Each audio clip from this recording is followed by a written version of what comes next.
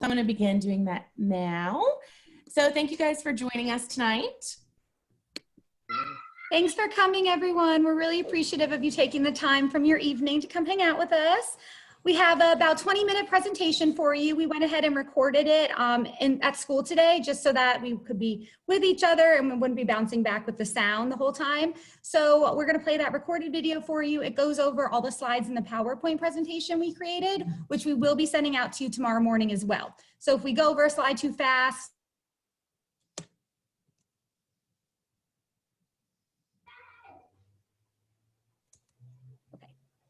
okay, so sorry, I think I got muted for a minute.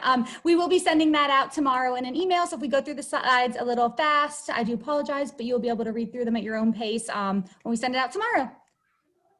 So I'm going to share my screen with you guys so that you can see what our video is. And I will start that now. Hi, everyone. Welcome to third grade open house night, virtually. We are pre-recording this part of our open house. We wanted to be able to share a PowerPoint with you, and we thought this would be the best way to do it. So we're going to get started with that PowerPoint now.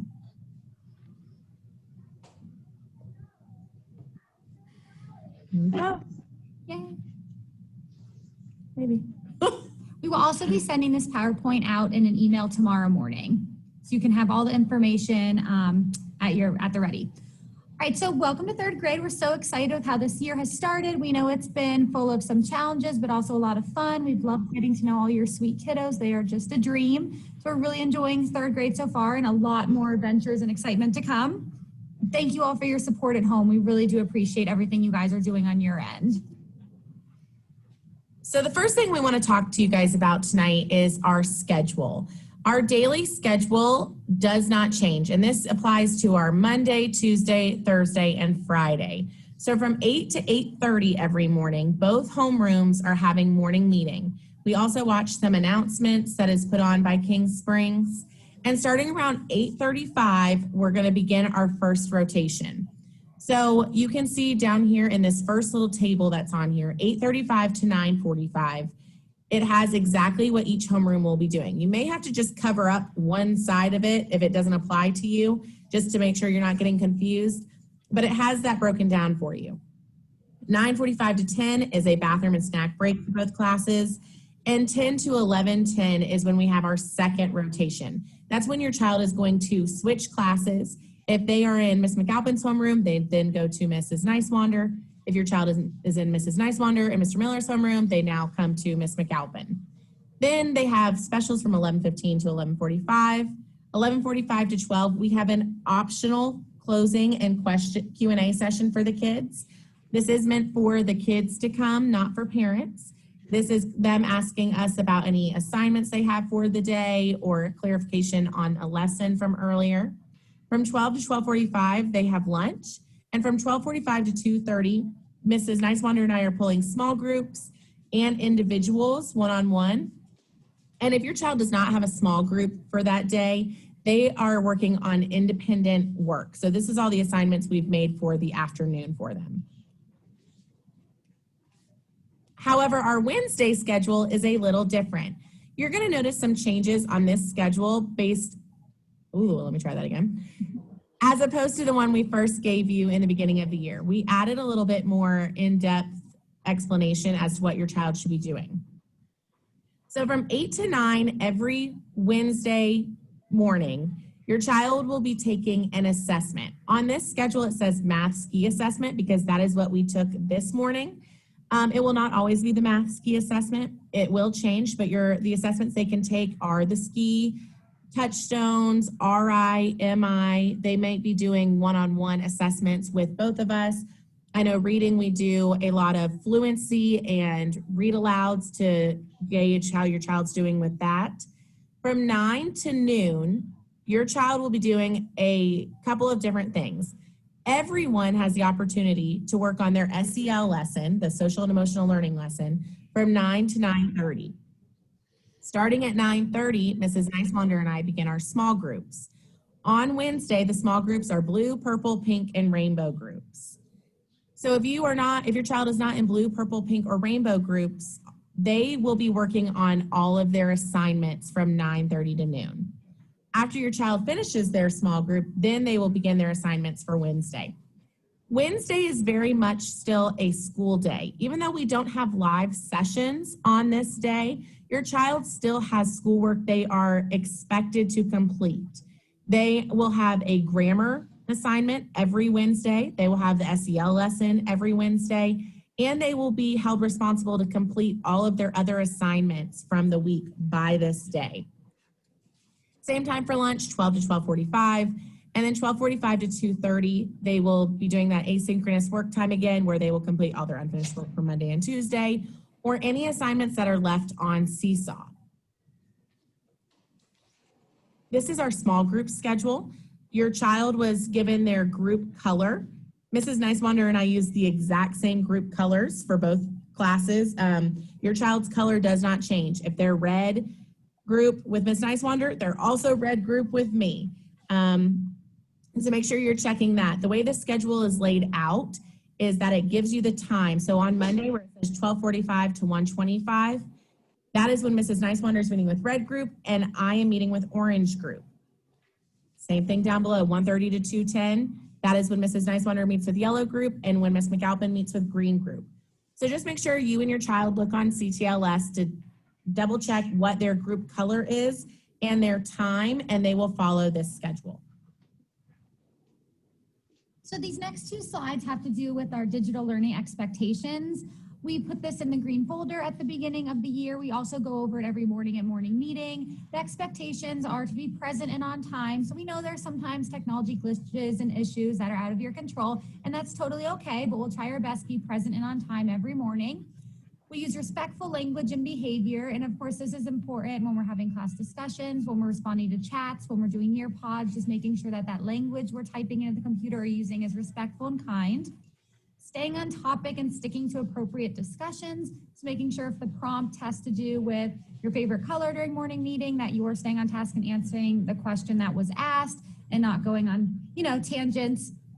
Treating others online as you wish to be treated in person. So I know it's a little bit different for us online without that sense of classroom community of being face-to-face all the time. We're really trying our best to make sure that everyone follows that golden rule of being kind, respectful, and responsive to other students. So when someone else is talking, it's important that the camera is on, that you're sitting up straight, your face is in the camera screen so we can see you, and you're making eye contact, because that's showing the teacher or the student that you are paying attention and interested in what they are saying.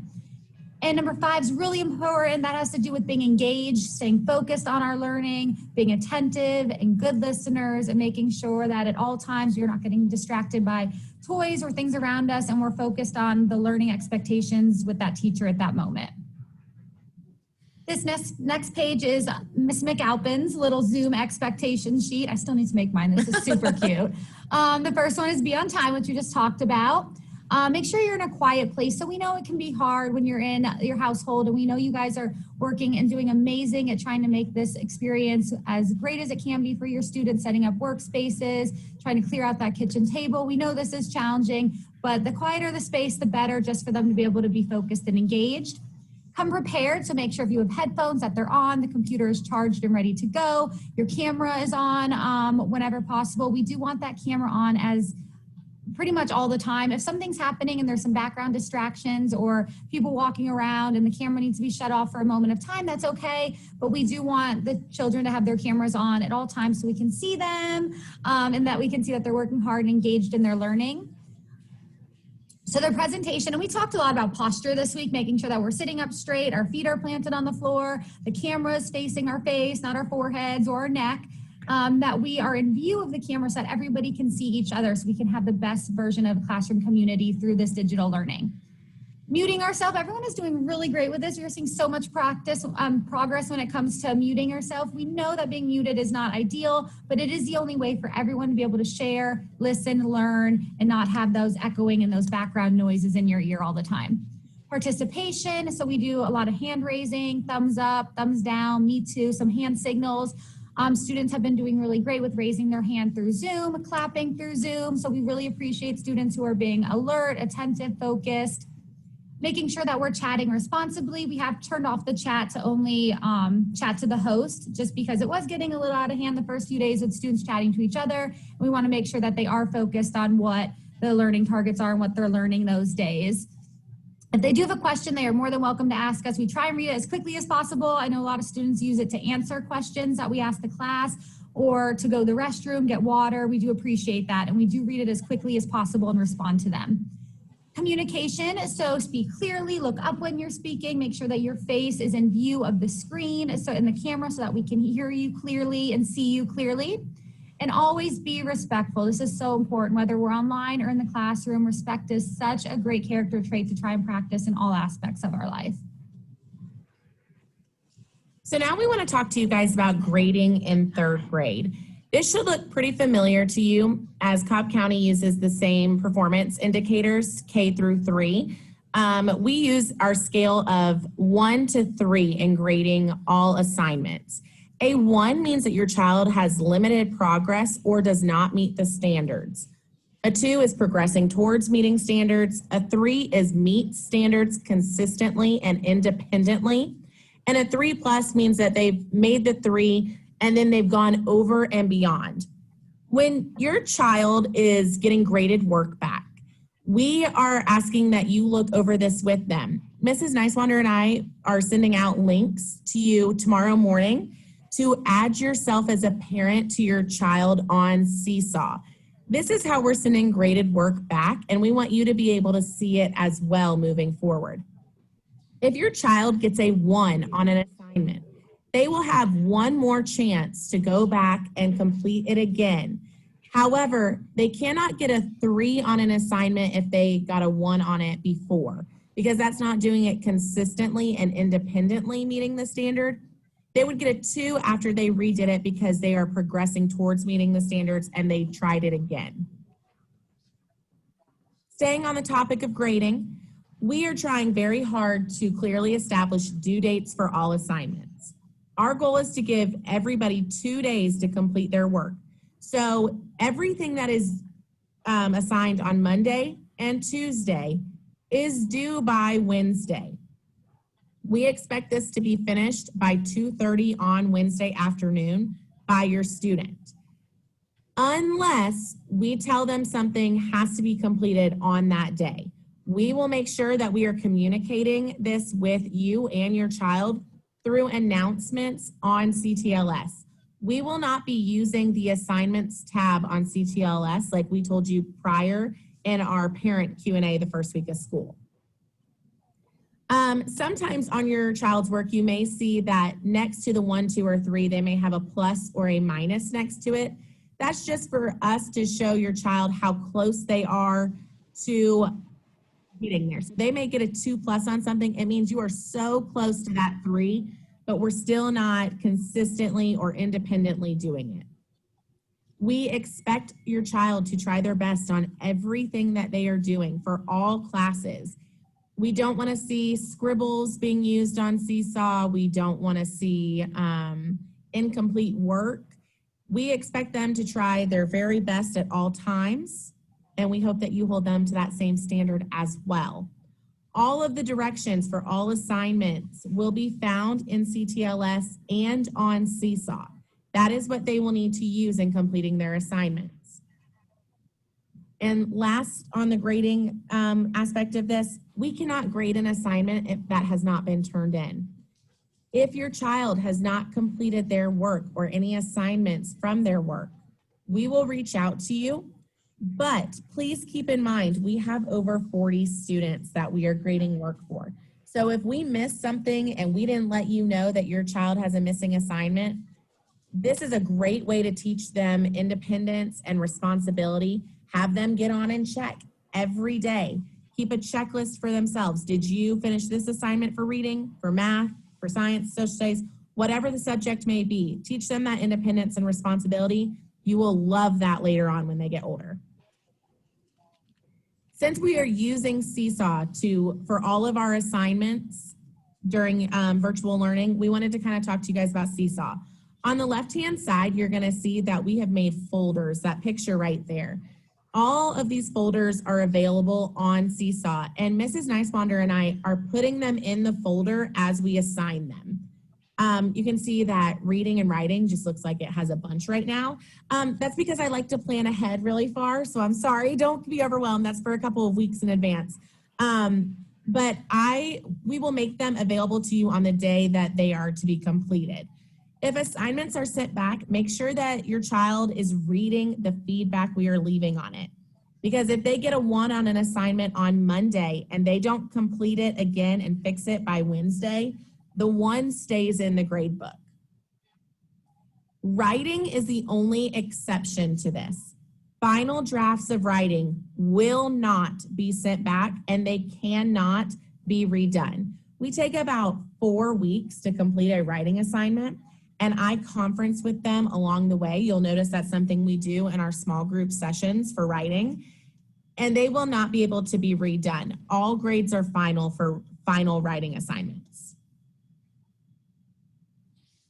Also on Seesaw, you'll be able to see their grade based on the stars. So Ms. McAlpin just discovered the super cool part of Seesaw where you can actually assign the skill and grade it based on stars. So I don't know if anyone's noticed yet, but there's 1, 2, and 3 star options. 1 is red, 2 is yellow, and 3 is green. And that will show the student's grade. Sometimes we'll write in the grade next to the comment or in the comment section if they got like a 2-, a 2+, a 3-. But most of the time I would like you to start looking under your student's assignment and looking for the stars. So there's a little like graduation cap. You might see a little graduation cap, and that might be what you have to click on to see the stars. But if they get 1 star, that means they got a 1 on their assignment and they have an opportunity to redo it as long as it's by the due date. A 2 means that they are progressing and they received a 2 on the assignment, and a 3 is showing mastery, they mastered the assignment. So go ahead and like maybe go play around, take a look at those stars and see if you can kind of get used to that as our new grading standard, just to make it a little bit more visual appealing. All right, now we're gonna move on to testing. So no standardized tests will be taking place while at home. So we're not gonna do the COGAT, the Iowa, the milestones, none of those we're planning to do while you are at home. Student growth measures, however, like reading and math assessments will be administered, which is what we're doing now. So the math ski, next week will be the reading ski, and then we will be doing the RI, the MI. We also will be introducing your students to something called touchstones, which are pre and post tests on CTLS. We'll also be doing fluency and DRAs. We will be doing assessments online, but no standardized testing. Teachers are receiving training, so we're being trained on how to support the students while we're on the computer. We are learning this too. So I hope that the directions were easy to follow today. I hope everyone was able to get on. We had a pretty good turnout, so we're taking that as a good sign. We will try and give you as detailed instructions and directions along on as we can for every assignment. But if you ever do have any questions, please reach out to us and let us know. So here's a little breakdown with some visuals about our next 4 assessments. So today was a math ski, which everyone did a great job logging on and taking the math ski today. It was about 20 questions. We did give the students an hour to complete it. So it was timed in the sense that they had a time period to take it in, but it was self-paced in the sense that the students could complete each question at their own speed, at their own time. And if they finished early, they were allowed to log off and go complete other assignments. They did not have to sit there for the entire hour like you do on standardized tests. So it was self-paced in that sense. Once they're done, check their work and they may log off. The reading or ELA ski will be next Wednesday, September 9th. Same login instructions and directions. They'll just be clicking on ELA next week instead of math.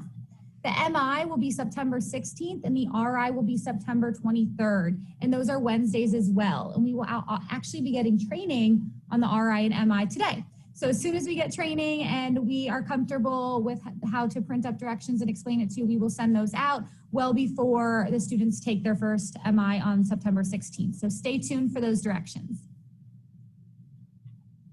Here's just a little bit of classroom information to close out our PowerPoint. We use Seesaw, Flipgrid, and MobyMax as our apps of choice. We have not introduced MobyMax to the students yet.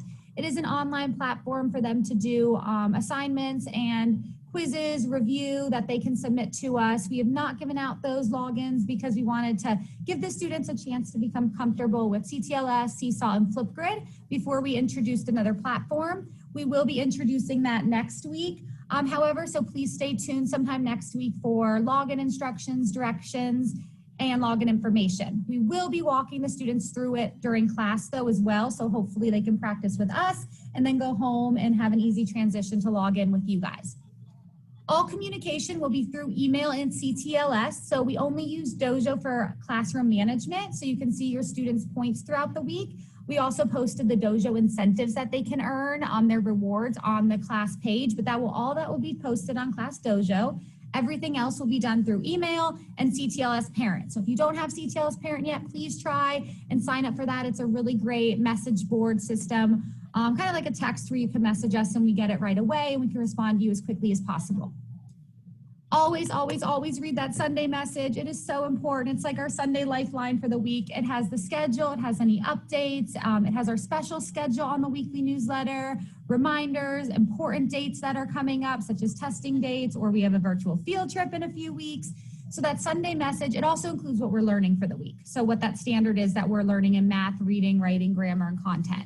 I do have to say, this is Ms. McAlpin. I mentioned this to my homeroom on Monday morning and asking if they had read this with their parents. And I was laughing, but also so impressed when I said the weekly email I sent to your parents. I think about 18 of my kids all lifted up the weekly email their parents had printed off for them at the exact same time. Aww. So they had their schedule with them the whole day, all week long. They knew exactly what specials they were going to. That is a great resource. Kudos to you parents for printing that out. I highly recommend everybody does that and have it with your child so that they can look and see where they're supposed to be, when they're supposed to be there, all of that. The agenda that we sent out on Sunday as well, the one where they could write in their small groups on the bottom, that's a great schedule to print out as well, and they can write in their group times for the week. They will be consistent from here on out unless we have a no school day or we have a meeting, something like that, but that's a great way that they can even just kind of cross off as they go through the days that they're small groups. They can even write their assignments on there. We just tried to make something to provide a little bit more organization for them. So anything you can print out to keep near their workspace to help keep them organized, I'm sure it'd be very beneficial. So the schedules we provided you, we will be following them for the remainder of digital learning. Any changes that we do make, like as you can see, the Wednesday changes we made this week due to assessments, we will communicate to you. We will send you the updated schedule as soon as we do change it. We do plan on keeping the schedule we have for small groups and our live sessions the same through the remainder of digital learning. Live classes and small groups are not optional. So we do know that things come up. We know life gets crazy and sometimes your technology is not working or you have a family emergency, something you have to deal with, and we completely understand, but we would like you to attend every live class, your student, and every small group if possible. So they have 2 small groups a week, one with me, one with Ms. McAlpin, and some students have small group times with Mr. Miller or other small groups throughout the week with other resource teachers throughout the school. So please make sure that any of these small groups are being attended if possible. You cannot make one, reach out to us and let us know. We can reschedule. We can add your student to another group or we can reschedule for a time on Wednesday or Friday. So please make sure that we are attending all our live sessions in small groups. And we want to see your students as much as possible. Yes. But we know if there's technology issues, just let us know and we can find another time to meet with your student. Students should always come to their sessions with paper, pencil, and their whiteboard. So I think math, they're getting really good at this. We use our whiteboard every day for number talks in our lessons, and a lot of students hold it up right away. So that is great. If you do not have a whiteboard yet, I do have extra. If you would like to let me know, you can come by the school and pick one up. So please email me if you are in need of a whiteboard. I can put it up in the front office for you to pick up and use. But it's really important that we have our supplies with us every day when we go to math, reading, writing, whatever session that is, just to come prepared so that we're ready to learn as soon as the session starts. So thank you so much, parents and families, for your support and patience and understanding and your encouragement. We know that this is a challenging time and it's definitely a learning adventure. We are really enjoying it. Having you guys to support at home, to support your students, to support us really means the world.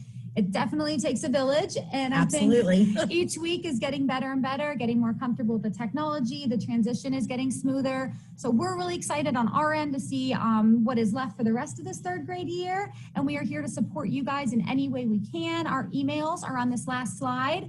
So if you do need to reach out to us anytime, CTLS through email, we will get back to you as quickly as possible. We are here for you, and we really appreciate everything you are doing at home. We got this. So that is the end of our PowerPoint. We are now going to stop this video and open it up for live Q&A. Thanks, guys. Bye. Now we have a test. Yeah. Everybody Now get you're all gonna that be quizzed. information. No, I'm Just just kidding. That'll be A Monday. lot, but we appreciate that. Miss Helen, I just wanted to do a Oh my goodness, it's still going. I know, I hear some. I'm so sorry. That's what I get for I'm not still stopping my talking. video. That was on me. We know it was a lot of information, but thanks for coming and being a part of it and listening to that with us.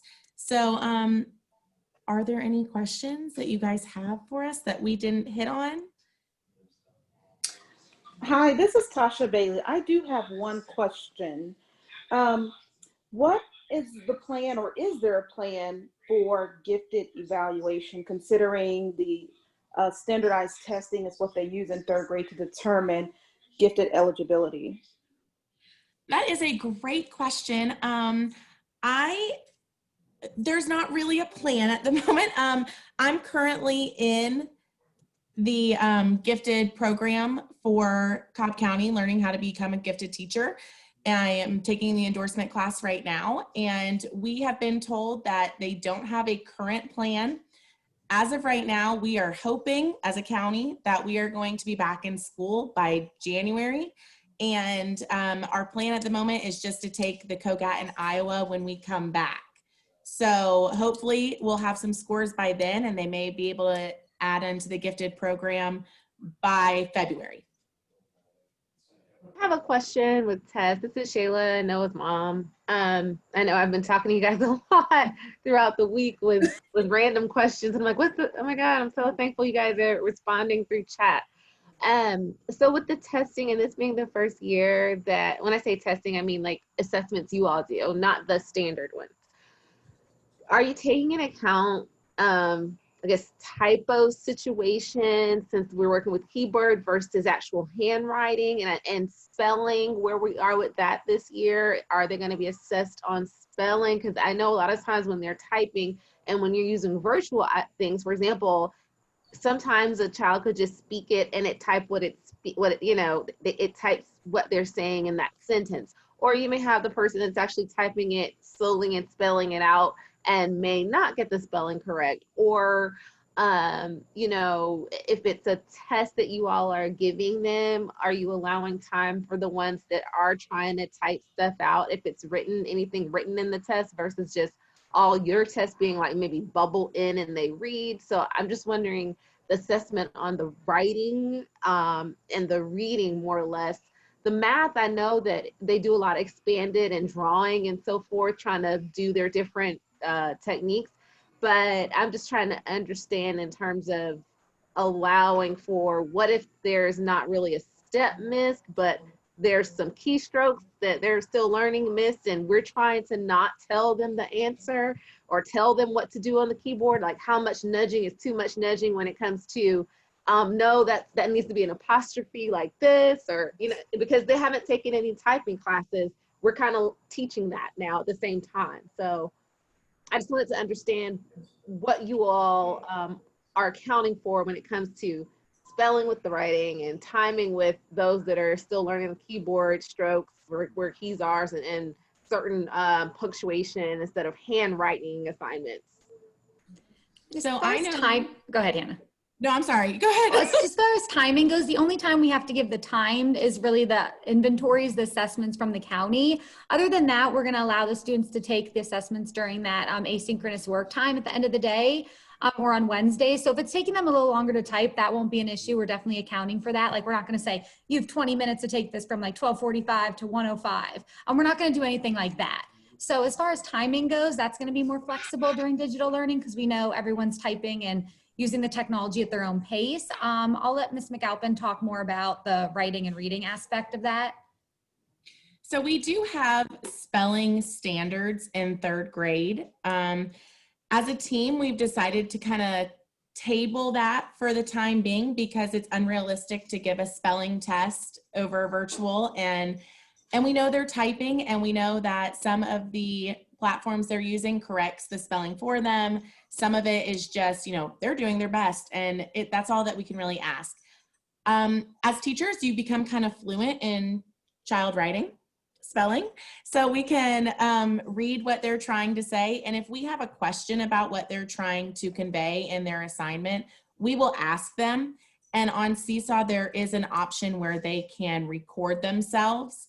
And so if it becomes something that we can't understand, we'll just ask them to go back and record their answer they wrote for us. Okay, yeah, I was just trying to understand, like, I didn't want them to be, I guess, taking that 1, 2, 3. If they are understanding the concept and they can explain it, but they may not have articulated it correct on the platform, if that takes away from their grade. And I know you said they get an opportunity to fix it if it's a 1, but if it's a 2, can they fix it to a 3 as well? Or is 3 just not attainable? It's only 1 or 2 if they get graded in a 1 or 2?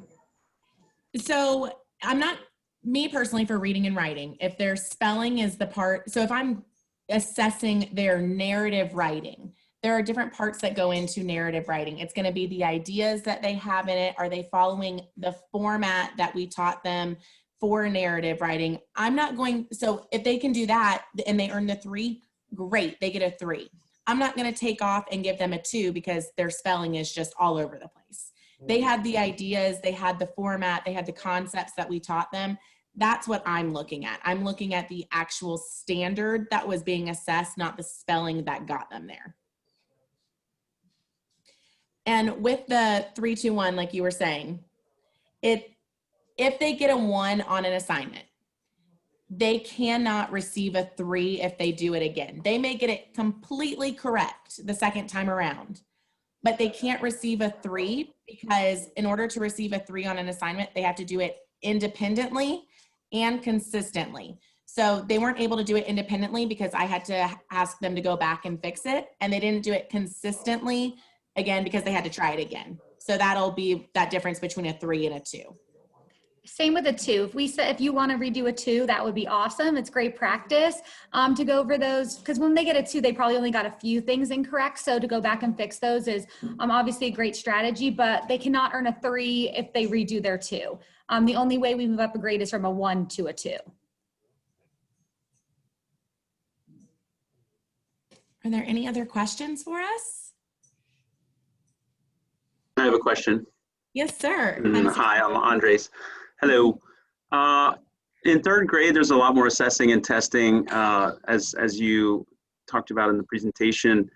Is with the digital learning, distance learning, is the framework of what's being taught, like each quarter or in each unit, is it still following kind of what the county put out last year, or are you modifying what you're teaching in each of the 9-week sessions, etc.?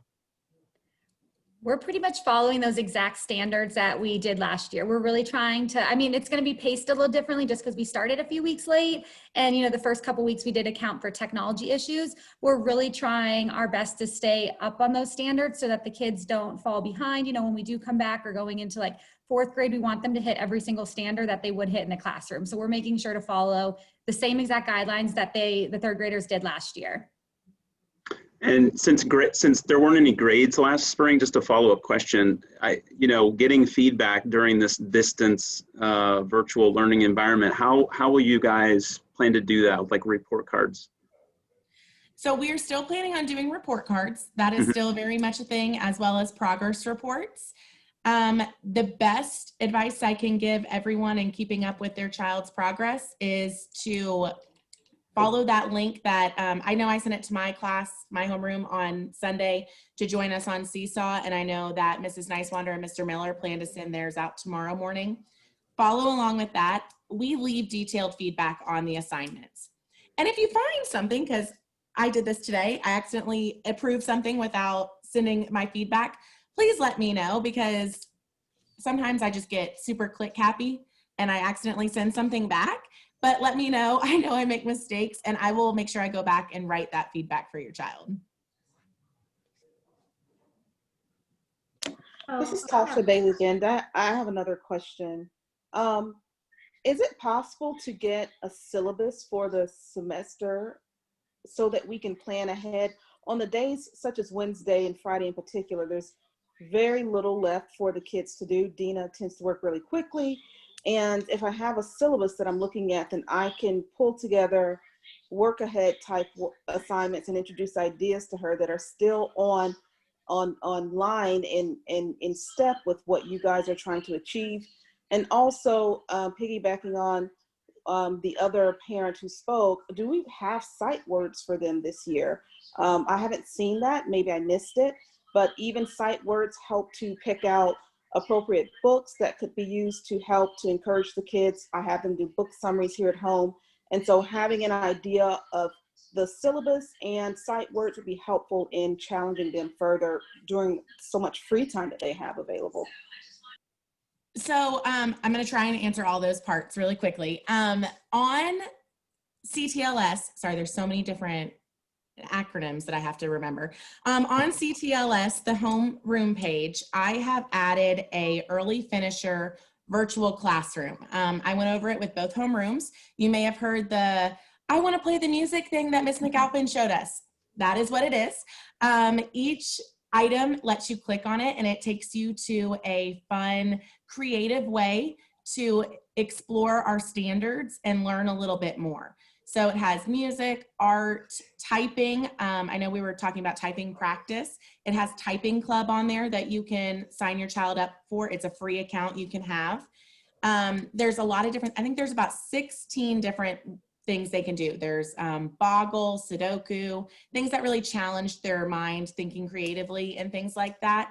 I know that a lot of our fun friends were really enjoying that when we were playing around with that the other day. And sight words, we don't have sight words in third grade. Once they leave second grade, we kind of stop phonics teaching. We can go over it if need be as a class or if I'm one-on-one with your child, but sight words aren't really a thing for us. So the best thing that I can tell you about sight words is we do a lot of prefixes, suffixes, and base words in third grade.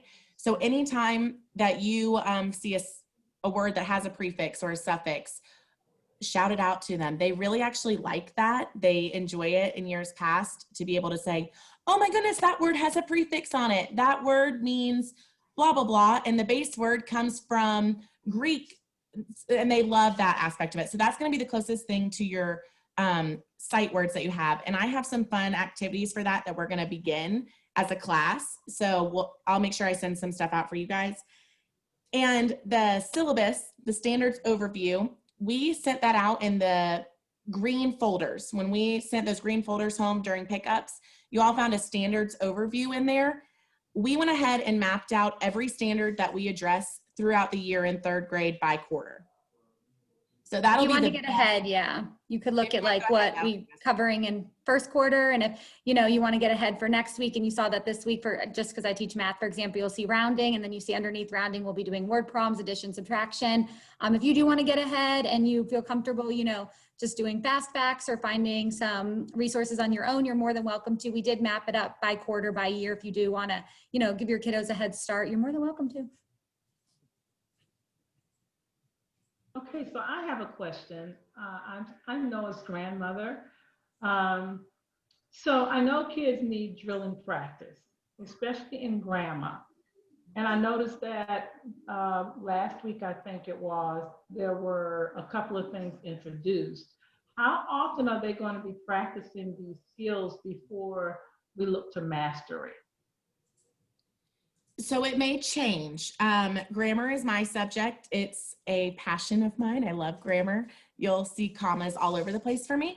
So we're going to try and hit a different concept of grammar each week. So last week we talked about just nouns.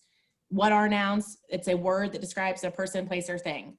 But this week, we're just going a little bit more in depth with it, and we're talking about common versus proper nouns. So what is the difference between the two? Next week, we're going to talk about pronouns. So it's all nouns related based on the quarter, but we just go a little bit more in depth every week into it. by the end of the quarter, it should be a mastery for them. Okay, and is that on the syllabus? It kind of shows how you're progressing on that syllabus? Okay. Yes, ma'am. And also every Sunday when we send out our newsletter, it has exactly what concept or what skill we're going to be practicing that week.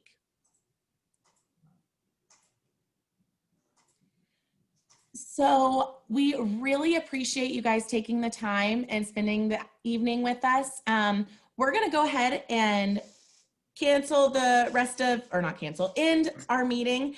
Mrs. Nicewander's husband's birthday is today, and Mr. Miller has family dinner, and I'm going to go put my son to bed. So we are going to send out an email tomorrow morning that'll have this recording on there. It'll have our first Q&A session recording. And we've also made a form if you think of, oh no, I didn't get to ask them this question. We have a questions form on there as well that you can submit your questions to us, and we'll come up with all the answers and send that out to everyone.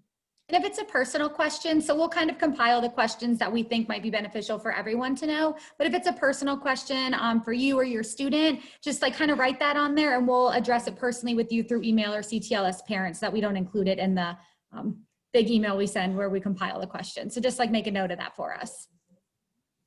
We appreciate you guys. Thank you guys so much for coming out tonight. We appreciate your support at home.